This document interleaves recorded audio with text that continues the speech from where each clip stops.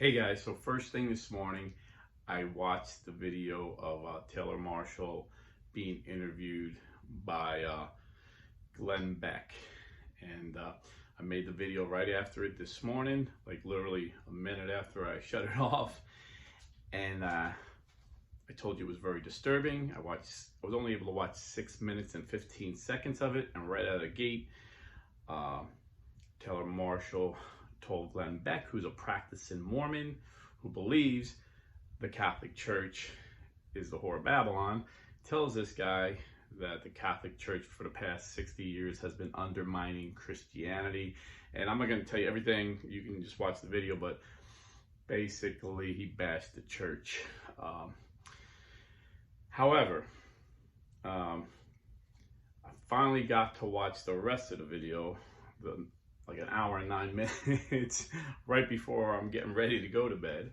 And I want to respond to that. I just shut it off literally minutes ago, and I want to respond to that because I was pleasantly surprised. Actually, Taylor Marshall did a good job defending the church at times. Again, he always had to get his attacks in. But Glenn Beck was trying to say, we're all Christians, even though he's a Mormon, he was given the Protestant evangelical of, the body of Christ. We're all the body of Christ. We don't need a structural. And Taylor Marshall, brilliantly, I would say, did a very good job standing his ground, politely saying, no, structurally, we need to be together. 45,000 different Protestant denominations. There's no way Jesus wants this. Jesus created one church. And he pushed back again when Glenn Beck said, well, so we're just supposed to believe one man-made church is better than another? And he said, no, the Catholic Church wasn't man-made. It was made by Jesus Christ.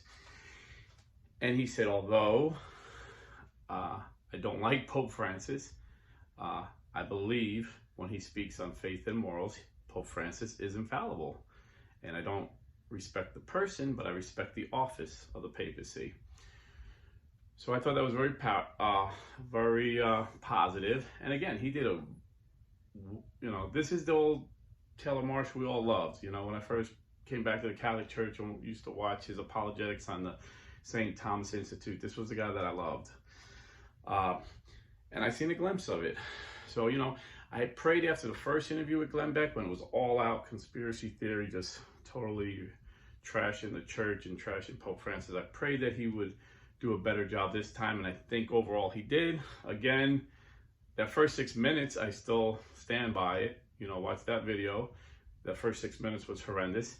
And then there was points where he agreed with Beck that Pope Francis was a socialist, and all he had to do was quote Pope Francis when he was asked if he's a Marxist or a socialist.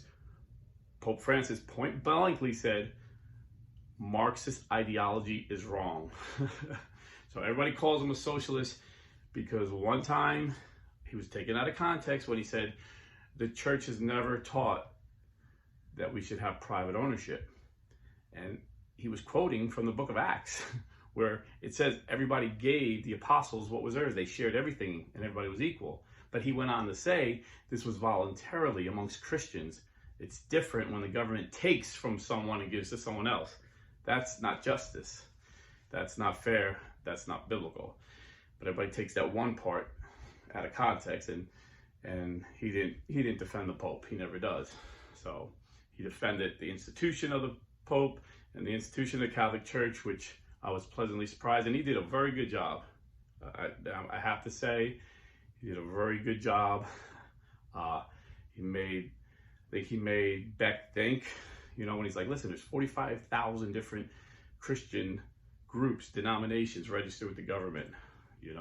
When all these embers are separated, the fire is weak. But if all those embers came together, that fire would be strong, which I thought was a good analogy. And Beck I think he was affecting Beck. And then at the end, he gave Glenn Beck a rosary. I thought that was a nice gesture. I seen Jim Caviezel a couple months back do that with Sean Ryan. I thought that was pretty cool. He gave Sean Ryan, who I believe, who I know is a new believer, and it seems like he's in an evangelical church now, but he received the rosary graciously, and Taylor Marshall did the same thing with Beck, and Beck's a history buff, so he gave him a World War I or World War II government issued rosary. So Beck appreciated that. So I thought that was a nice gesture.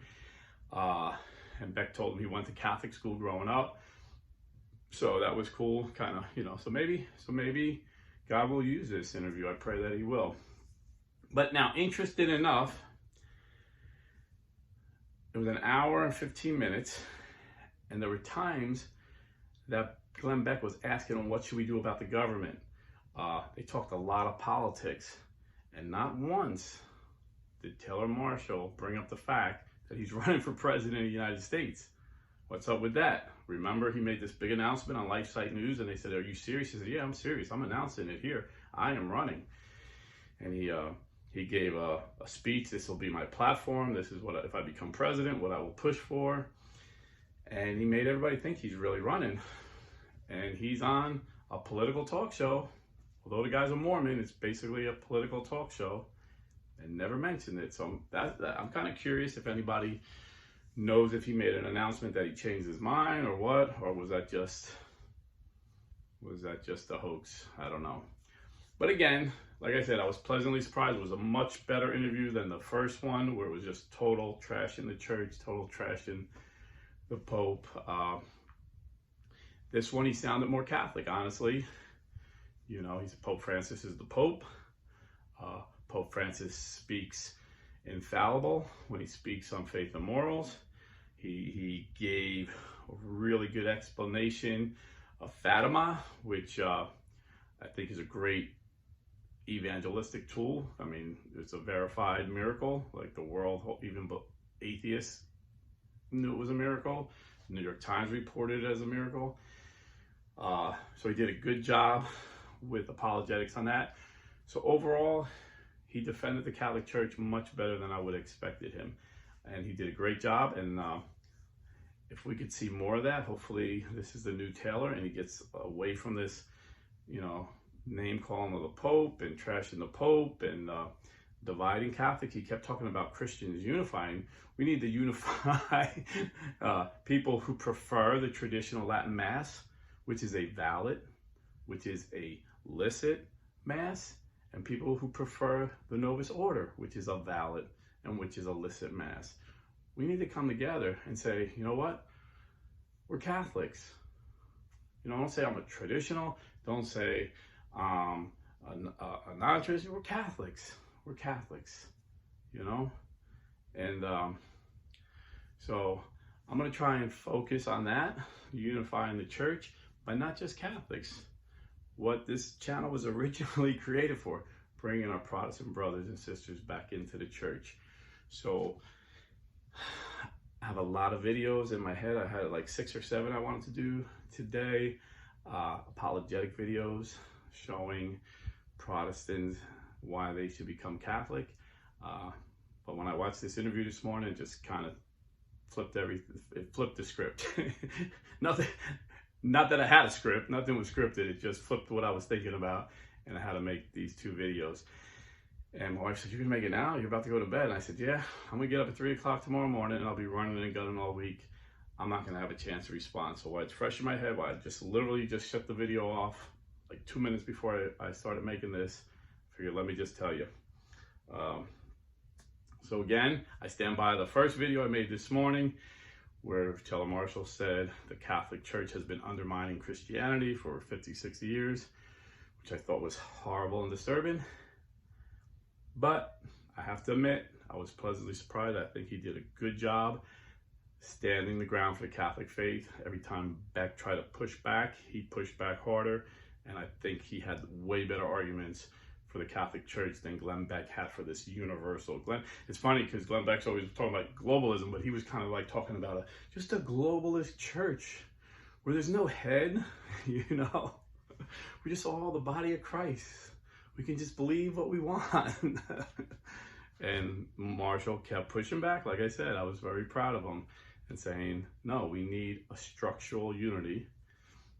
And, God created the Catholic Church. He told them. So anyway, good job, Taylor Marshall.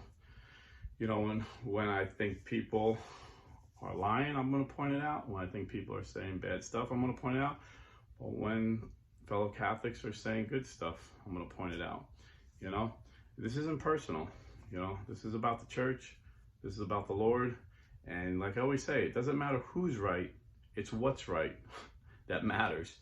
So what he did on parts of the interview was right. What he did was wrong. I don't care who it was, you know, that was up there talking. So anyway, God bless, stay Catholic, and have a great week, guys.